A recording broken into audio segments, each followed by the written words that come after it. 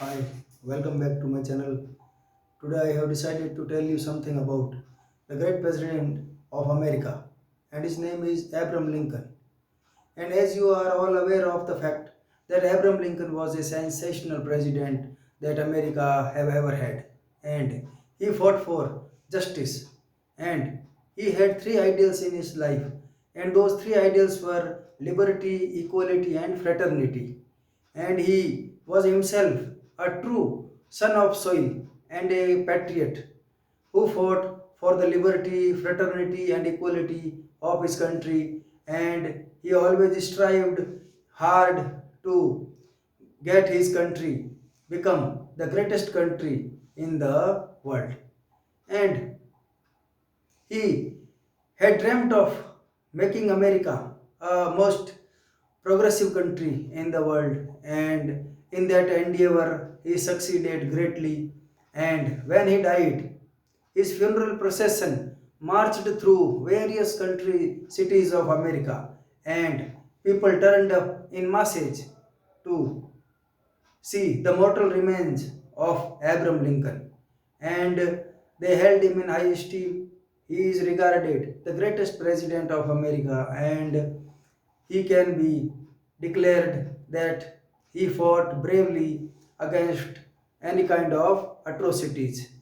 So, it so happened in this story, I am going to tell you something about the greatness of Abraham Lincoln.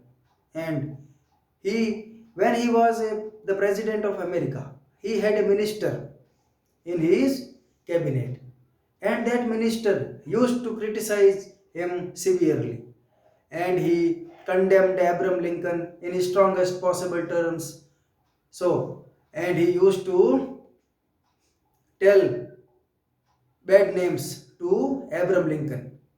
Now, hearing these words from that minister, the other colleagues and subordinates of Abraham Lincoln approached the president and told him that the minister is not doing his duty properly, and he is denouncing you severely, and he has also started criticizing you. So, you must dispense with that dishonest minister.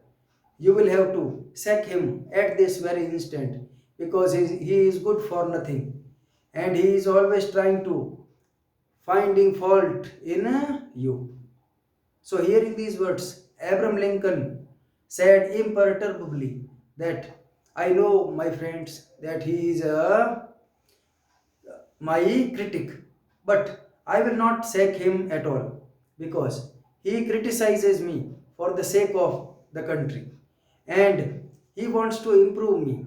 He wants to see some kind of improvisation in me. Therefore, he criticizes me and denounces me, and I do not challenge him, because he calls a spade a spade. He has no vested interests. He has exclusive devotion towards the betterment of our country. And he is doing his duty honestly. He is a hard, honest man. And he has not indulged in any kind of embezzlement. And he has not indulged, he is not indulged in any kind of blandishments, and that is the true quality of a person.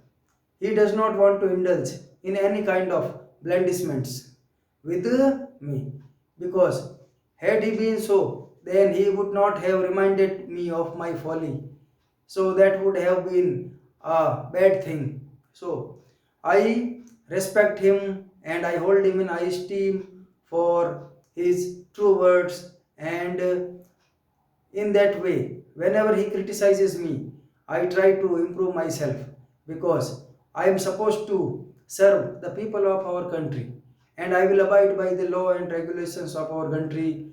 So, if there is a slight case of aberration on my part, then you are and everyone is supposed to rectify me.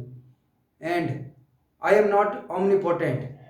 So, to err is human and to forgive divine. I can commit mistakes, I can do folly.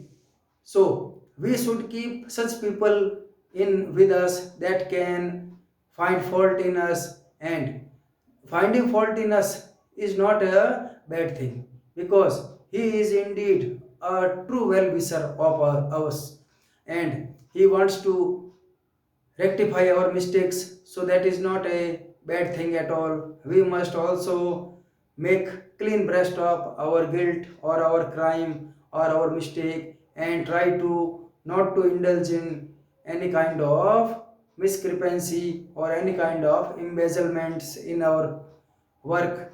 So we must do our duty honestly, so that no one can find fault in us. So, in that way, this story is very inspirational, and this story tells us that we must not fear criticism, and criticism is indeed a true method of making us refined and polished.